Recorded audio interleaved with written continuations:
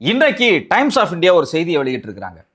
அந்த செய்தி என்னன்னு பார்த்தா, ஊழலே நாங்கள் பண்ண மாட்டோம், இதுக்கு முன்னாடி இருந்தவங்கெல்லாம் ஊழல் பண்ணியிருக்கிறாங்க, எல்லாத்துலேயும் வெளிப்படைத்தன்மை இருக்கும், எந்த டெண்டராக இருந்தாலும் நாங்கள் பக்காவா எல்லாத்துக்கும் தெரிகிற மாதிரி வெளியிடுவோம் அப்படின்னு எல்லாம் சொன்ன இந்த விஜய் அரசு, இந்த விஜய் அவர்களுடைய சிஎம் ஆஃபீஸ் கட்டுமானம் இருக்குது பார்த்தீங்களா, அதாவது இப்போ இருக்கக்கூடிய பில்டிங்லேருந்து வேற பில்டிங்கு ஷிஃப்ட் ஆகிறாரு பார்த்தீங்களா, இதுக்கு விடப்பட்டிருக்கக்கூடிய டெண்டரே மிகப்பெரிய முறைகேடு நடந்திருக்கிறதாக இந்த செய்தி வெளியாக இருக்கிறது. அடிப்படையில் இந்த பிரச்சனை எங்கிருந்து துவங்குது அப்படின்னா, காலங்காலமாக அது காமராஜர்லேருந்து அண்ணாவாக இருக்கட்டும், கலைஞர் அவர்களாக இருக்கட்டும், ஜெயலலிதா அவர்களாக இருக்கட்டும், எம்ஜிஆர் அவர்களாக இருக்கட்டும், திரு ஸ்டாலின் அவர்களாக இருக்கட்டும், இவங்கெல்லாம் பயன்படுத்தின அந்த சிஎம் ஆஃபீஸ் இருக்குது பார்த்தீங்களா, அந்த சிஎம் ஆஃபீஸ் எங்களுக்கு போதலை, எங்களுக்கு பத்த மாட்டேங்குது, நாங்கள் கடலை பார்த்த மாதிரி உட்காரணும் அப்படிங்கிற நினப்பில் ஏற்கனவே இருக்கக்கூடிய சிஎம் ஆஃபீஸிலிருந்து காலி பண்ணி அந்த பில்டிங்கை விட்டு பக்கத்து பில்டிங் திரு நாமக்கல் கவிஞர் மாளிகை இருக்குது பார்த்தீங்களா, அதில் 10வது ஃப்ளோரில்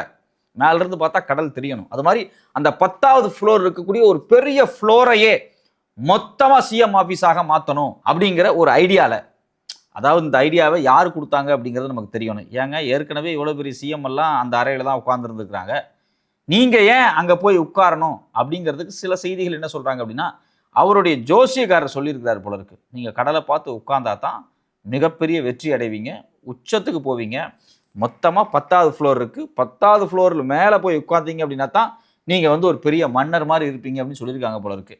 இவர் என்ன பண்ணுறாரு அப்படின்னா, மொத்தமாக 10வது ஃப்ளோரில் போய் மக்கள் கண்ணுக்கு கூட தெரிஞ்சிடக்கூடாது, தப்பி தவறி கூட மக்கள் மேலே வந்துடக்கூடாது, அவரை பார்க்க வரக்கூடிய மக்கள் 10வது ஃப்ளோரில் மேலே போய் நாமக்கல் கவிஞர் மாளிகையில் மொத்தமாக அந்த பில்டிங்கை ஒரு ஃப்ளோரையே இவரோட ஆஃபீஸாக அவர் மாத்துறாரு. எனக்கு அடிப்படையில் ஒரே ஒரு விஷயம் புரியல, நிறைய மக்கள் வர்றாங்க, செக்ரட்டரியேட்டுக்கு வருவாங்க, குறை தீர்ப்புக்காக வருவாங்க, மனு கொண்டு வருவாங்க, அமைச்சர்களை பார்க்க வருவாங்க, ஏதோ விஷயங்கள் நடந்துக்கிட்டே இருக்கும். இப்போ ஒரு முதலமைச்சரோ இல்லை மற்றவங்களோ ஒரு கீழே இருந்தால் தானே எல்லாத்தையும் பார்க்க முடியும், எதுக்காக 10வது மாடியில் போய் உட்காந்துருக்காரு அப்படின்னு நமக்கு தெரியல, அது ஒரு தனி கதை. சரி, 10வது மாடியை ரீகன்ஸ்ட்ரக்ட் பண்ணணும், ஏற்கனவே இருக்கக்கூடிய பில்டிங் அந்த 10th ஃப்ளோர் பில்டிங்கை மாற்றி அமைக்கணும் அப்படின்னா என்ன பண்ணணும், ஒரு டெண்டர் விடணும், அந்த டெண்டரின் அடிப்படையில் தான் அது மாற்றி அமைக்கப்படும். ஆகஸ்ட் 12, 13 இந்த 2 நாளில் பிடபிள்யூ டிபார்ட்மெண்ட்டில் இருக்கக்கூடிய அந்த கன்ஸ்ட்ரக்ஷன் துறை இருக்குது பார்த்தீங்களா, அவங்க இந்த டெண்டரை விடுறாங்க.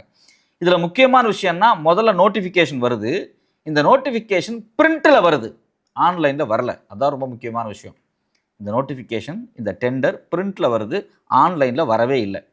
குறிப்பாக டைம்ஸ் ஆஃப் இந்தியா தேடி பார்க்குறாங்க, இந்த டெண்டர் எங்கேயாவது ஆன்லைனில் வந்திருக்கிறா, டெண்டர் அப்படின்னா அந்த பில்டிங்கினுடைய ரீகன்ஸ்ட்ரக்ஷன் காஸ்ட் என்ன, என்னென்னலாம் வைக்க போகிறீங்க, ஏற்கனவே என்னென்னலாம் இருந்துச்சு, அதெல்லாம் என்ன மாடிஃபை பண்ண போகிறீங்க, கதவு போட போகிறீங்களா, இல்லை உள்ள ஒரு புதிய ரேக் வைக்க போகிறீங்களா, இல்லை தடுத்து வேறு ஏதாவது செவுறு கட்ட போகிறீங்களா, எல்லா டீட்டெயிலும் கொடுக்கணும்.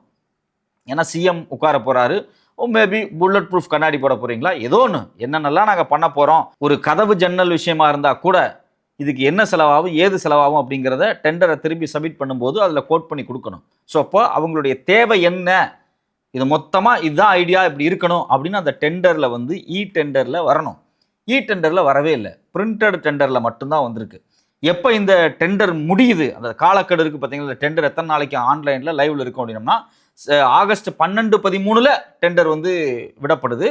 செப்டம்பர் 1 மதியம் 3 மணி வரைக்கும் இந்த டெண்டர் லைவில் இருக்கும். அதுக்கு பிறகு யாருமே புதுசாக அந்த டெண்டர் அப்ளை பண்ண முடியாது. ஸோ அப்போது டெண்டர் பிரிண்டட் காப்பியாக வெளியிட்டுட்டாங்க, ஆன்லைனாக ஏன் வெளியிடலை அப்படின்னு டைம்ஸ் ஆஃப் இந்தியா கேட்குறாங்க. ரெண்டாவது முக்கியமான விஷயம் என்னென்னா, ஆகஸ்ட் 12 and 17 இந்த இடைப்பட்ட 5 நாளில் இதே பொதுப்பணித்துறை கிட்டத்தட்ட 135 டெண்டர்களை விட்டுருக்குறாங்க. அந்த 135 டெண்டர்கள் குறித்தான அனைத்து தகவல்களும் பிரிண்ட்லேயும் இருக்குது, ஆன்லைன்லேயும் இருக்குது. எதுவாக இருந்தாலும் ஆன்லைனில் விட்டுறணும். இதுக்கு முன்னாடி ஸ்டாலின் அரசு ஆன்லைனில் டெண்டர் விடலை, அவருக்கு முன்னாடி இந்த அரசு ஆன்லைனில் டெண்டர் விடலை, டெண்டரில் மிகப்பெரிய முறைகேடுகளாக நடக்குது அப்படின்னு சொல்லி பயங்கரமாக வாய்கிலேயே தாவேக அமைச்சர்கள், தாவேக எம்எல்ஏக்கள் பயங்கரமாக பேசுனீங்க. இன்னைக்கு உங்கள் முதலமைச்சர் ஆஃபீஸ் 10வது ஃப்ளோரில் மாற்றி அமைப்பதற்கான டெண்டரை ஏன் ஆன்லைனில் விடலை, இதுதான் அடிப்படையான ஒரு கேள்வி. இந்த கேள்வியை டைம்ஸ் ஆஃப் இந்தியாவும் கேட்குறாங்க. இந்த கேள்வி எப்போ கேட்குறாங்கன்னா, நேற்றுக்கு புதன்கிழமை நேரடியாக டைம்ஸ் ஆஃப் இந்தியாவினுடைய பத்திரிகை ஆசிரியர் என்ன பண்ணுறாரு அப்படின்னா, பிடபிள்யூ டிபார்ட்மெண்ட்டுடைய செக்ரட்டரி ஆர் செல்வராஜிட்ட, சார் ஏன் இது வரைக்கும் ஆகஸ்ட் 12, 13 விட்ட டெண்டர், பிரிண்ட்டுக்கு வந்த டெண்டர் இது வரைக்கும் ஏன் ஆன்லைனில் வரவே இல்லை அப்படின்னு கேட்குறாரு. அவர் கேட்கக்கூடிய டைம் காலையில் 9:30 மணிக்கு, 10 மணிக்கு டெண்டர் ஆன்லைனில் வந்துடுது. நல்ல விஷயம் தானே, டெண்டர் ஆன்லைனில் வந்துருச்சு, அப்புறம் எப்படி இது முறைகேடாக இருக்கும் அப்படின்னு உங்களுக்கு ஒரு தோணலாம். அதுக்கு பிறகு இன்னும் சில ட்விஸ்ட் எல்லாம் இருக்குது. இந்த டெண்டர் ஆன்லைனில் வந்ததுக்கு பிறகு எடுத்து படித்து பார்த்தா பிரிண்டட் டெண்டருக்கும் ஆன்லைன் டெண்டருக்கும் நிறைய வித்தியாசங்கள் இருக்குது. இதைத்தான் டைம்ஸ் ஆஃப் இந்தியா வந்து கோட் பண்ணி என்ன அதில் பிரச்சனை இருந்தது அப்படிங்கிறத அவங்க சொல்ல வர்றாங்க. தோராயமாக அந்த டெண்டருடைய மதிப்பு அப்படின்னு பிரிண்டட் காப்பியில் வந்து கிட்டத்தட்ட 5.54 கோடி, கிட்டத்தட்ட 5.5 கோடி ரூபா.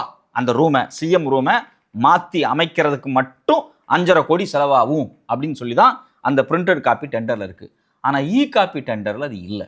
இதில் இன்னொரு முக்கியமான விஷயம் என்னென்னா, பிரிண்டட் காப்பி டெண்டர்ஸில் டீட்டெயில் ரிப்போர்ட்ஸ் இருக்கும். என்னென்னலாம் மாற்றணும், கதவு எப்படி இருக்கணும், எந்த திக்னஸ் இருக்கணும், ஜன்னல் எப்படி இருக்கணும், என்ன மாதிரியான கண்ணாடிகள் பயன்படுத்தணும், என்ன மாதிரியான டைல்ஸ் பயன்படுத்தணும், இந்த கிளாசிஃபிகேஷன்ஸ் எல்லாம் இருக்கும். அந்த கிளாசிஃபிகேஷன்ஸுக்கு ஏற்ற மாதிரியான ஒரு தொகையை போட்டு ஒரு தோராயமாக தான் அந்த டெண்டரில் வந்து ஆக்ஷனுக்கு வரும். ஆனால் இது எதுவுமே வந்து இ டெண்டரில் இல்லை. இதை பார்த்த டைம்ஸ் ஆஃப் இந்தியா அதிர்ச்சி ஆகிறாங்க. நேற்றுக்கு என்னப்பா 2 டெண்டருக்கு இடையில இவ்வளோ பெரிய வித்தியாசம் இருக்குது அப்படிங்கிறது வந்து அவங்க வந்து இன்னைக்கு நியூஸாக பப்ளிஷ் பண்ணுறாங்க. இதில் இன்னொரு முக்கியமான விஷயம் என்ன அப்படின்னா, இந்த டெண்டர் விடுவதற்கு முன்னாடியே முதலமைச்சர் ஆபீஸாக மாற்ற போகிற நாமக்கல் கவிஞர் மாளிகையில் இருக்கக்கூடிய அந்த 10வது ஃப்ளோரை ஏற்கனவே டிஸ்மேண்டில் பண்ண ஆரம்பிச்சிட்டாங்க. அங்கே வந்து ஒரு விதமான கன்ஸ்ட்ரக்ஷன் ஒர்க் ஸ்டார்ட் ஆயிடுச்சு. அது குறித்து அவங்க ரொம்ப முக்கியமாக என்ன சொல்கிறாங்க அப்படின்னா, அதாவது அதுக்கு பேர் வந்து ப்ரீமெச்சூர்டு ஒர்க் அப்படிங்கிறாங்க. 3 விதமான குற்றச்சாட்டை வந்து டைம்ஸ் ஆஃப் இந்தியா சொல்கிறாங்க.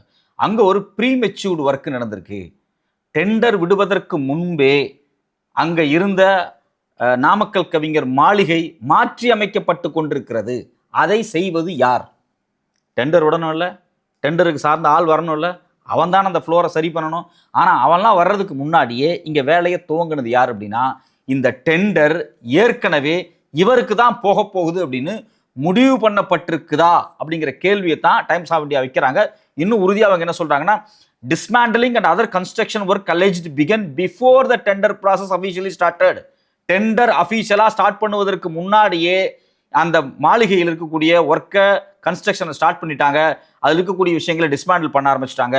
அஃபீஷியலி ஸ்டார்டடுங்கிறாங்க.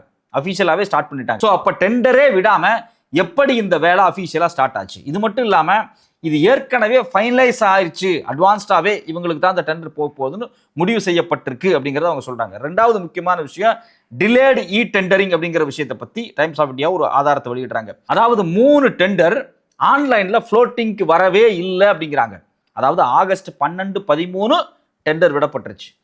ஆகஸ்ட் 17ஆம் தேதி காலையில் 10 மணி வரைக்கும் இந்த டெண்டர் ஏன் ஆன்லைனில் விடலை? இதுதான் இங்கே முக்கியமான ஒரு கேள்வியாக டைம்ஸ் ஆஃப் இந்தியா முன்வைக்கிறாங்க. ஸோ அப்போ இதில் ஏதோ ஒரு பஞ்சாயத்து இருக்கு. The 3 tenders were not initially floated on online. They were published in print but only appeared online 4 days later, allegedly only after the Times of India questioned the official about the delay. Times of India போய் இந்த பத்திரிகையினுடைய reporters போய் ஏன் இதை ஆன்லைனில் விடலைங்கிற கேள்வி எழுப்பியதற்கு பிறகுதான் இது ஆன்லைனில் வருது. ஆனால் மற்ற டெண்டர்லாம் ஆன்லைன் வருது, இது மட்டும் ஏன் ஆன்லைனில் விடலை? கேள்வி வருமா இல்லையா? ஏங்க 135 டெண்டரை நீங்கள் ஸ்கேன் பண்ணி ஆன்லைனில் போட்டிருக்கிறீங்க. சிஎம் ஆஃபீஸை கன்ஸ்ட்ரக்ட் பண்ணுற விஷயத்தை மட்டும் ஏன் நீங்கள் ஆன்லைனில் போடலை? சரி, ரைட்டு, டெண்டரே விடலை. ஆகஸ்ட் 12, 13 தான் டெண்டர் விடப்படுது. அதுக்கு ஒரு வாரத்துக்கு முன்னாடி எப்படி ஆஃபீஸை நீங்கள் ரீகன்ஸ்ட்ரக்ட் பண்ண ஆரம்பிச்சிங்க? அங்கே கன்ஸ்ட்ரக்ஷன் வேலை பண்ணது யாரு? எந்த நிறுவனம் பண்ணாங்க? யாருக்கிட்ட நீங்கள் டெண்டர் கொடுத்தீங்க? எப்படி நடந்துச்சு? பிடபிள்யூடியினுடைய யாராவது கன்ஸ்ட்ரக்ஷன் டிபார்ட்மெண்ட்டில் இருக்கவங்க போய் அந்த வேலையை பார்த்தாங்களா? ஸோ அப்போ டெண்டர் விடுவதற்கு முன்பே அங்கு வேலை துவங்கி விட்டார்கள் ஒரு குழு, ஒரு நிறுவனம். யார் அது?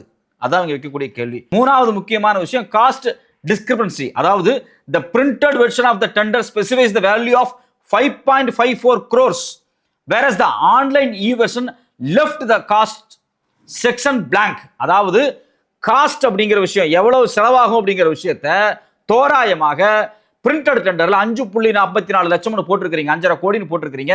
அதை ஏன் ஆன்லைன்ல மறைச்சிங்க? அந்த காலத்தை ஏன் வேக்கண்டா விட்டீங்க அப்படின்னு டைம்ஸ் ஆஃப் இந்தியா கேட்கறாங்க. இது ரொம்ப ரொம்ப முக்கியமான கொஸ்டின். அப்ப இதுல ஏதோ ஒரு பெரிய விஷயம் நடந்திருக்கு. வழக்கமா டெண்டர் ப்ராசஸ் நடக்கும்போது என்ன ஆகும் அப்படின்னா, ஒரு ஐடியல் ஃபார்மெட் வச்சிருப்பாங்க. அதுல என்னென்ன நடக்கும் அப்படின்னா, tender should be published in the district bulletin and newspaper.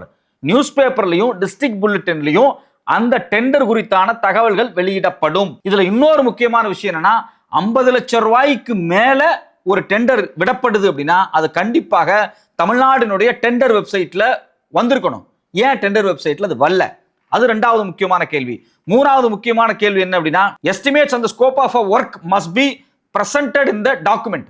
அப்போ இந்த எஸ்டிமேஷன் அதனுடைய ஒர்க் ஸ்ட்ரக்சர், எத்தனை நாள்ல முடிப்போம், எவ்வளவெல்லாம் நாங்கள் செலவு பண்ணோம், இந்த எல்லா விஷயத்தையுமே வந்து டாக்குமெண்டைஸ் பண்ணி கொடுக்கணும். இதுதான் அப்படிதான் வேணும் அப்படிங்கிறது அது எல்லாமே இங்க மறைக்கப்பட்டிருக்கு. அது இல்லாம there must be a minimum of 15 days window for tender to be active.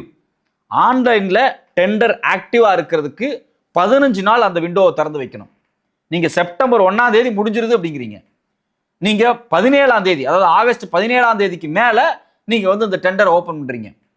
அப்ப என்ன நடக்குது? இது 15 நாள் இல்ல, மினிமம் பீரியட் 15 நாள அது சாட்டிஸ்ஃபை பண்ணவே இல்லை. ஒரு நாள் இல்ல, 1 மணி நேரம் குறைஞ்சா கூட டெண்டர்ல மிகப்பெரிய ஊழல் அப்படின்னு தான் சொல்லுவாங்க. நீங்க வந்து ஒரு டெண்டர் 15 நாள் அப்படின்னா அந்த 15 நாள் அந்த குறிப்பிட்ட டைம் நீங்க சொல்றீங்க இல்லையா, அதாவது செப்டம்பர் 1ஆம் தேதி 3 மணிக்கு 3:01க்கு ஒருத்தர் டெண்டர் அப்ளை பண்ண முடியாது, அது ஆன்லைன்ல ஃப்ளோட் ஆகாது. அதே போல 3 மணி வரைக்கும் கரெக்டா அந்த டெண்டர் இருக்கணும். எத்தனை நாள் அப்படிங்கிறது பர்ஃபெக்டா அந்த 15 நாள் இருக்கணும். அந்த பர்ஃபெக்டா 15 நாள் இந்த டெண்டர்ல இல்ல. ஸோ அப்போ இது ஒரு முக்கியமான குற்றம். ரெண்டாவது, contractor must be get ample time to participate and arrive at competitive bits. அதாவது ஒரு டெண்டருக்கு ஒரு குறிப்பிட்ட அந்த டெண்டர் எடுக்கக்கூடிய ஆட்களுக்கான போதிய நேரத்தை கொடுக்க வேண்டும் அப்படிங்கிறதா இதுல இருக்கக்கூடிய ப்ராசஸ். ஸோ அப்போ இதுல என்ன நடந்திருக்கு அப்படின்னா, விஜய் அவர்களுடைய ஆஃபீஸை 5.5 கோடிக்கு ரீகன்ஸ்ட்ரக்ட் பண்றீங்க. அந்த 5.5 கோடிக்கு ரீகன்ஸ்ட்ரக்ட் பண்றதுல வெளிப்படைத்தன்மை இல்லை. அந்த டெண்டர் ஆன்லைனில் தாமதமாக விடப்பட்டிருக்கிறது. பிரிண்டட் டெண்டருக்கும் அது மட்டும் இல்லாம ஆன்லைன் டெண்டருக்கும் இடையில் வித்தியாசங்கள் இருக்கிறது. இது மிகப்பெரிய ஆபத்தான ஒரு விஷயம். முதலமைச்சரனுடைய அலுவலகமே இன்னைக்கு டெண்டர் விடுறதுல நேரடியான முறைகேடுல ஈடுபட்டு இருக்கா அப்படிங்கிற கேள்வி வந்திருக்கு. டைம்ஸ் ஆஃப் இந்தியா ஆதாரத்தோடு வெளியிட்டிருக்கிறார்கள். இதற்கு இந்த விஜய் அரசு வாய் திறந்து பேசுமா?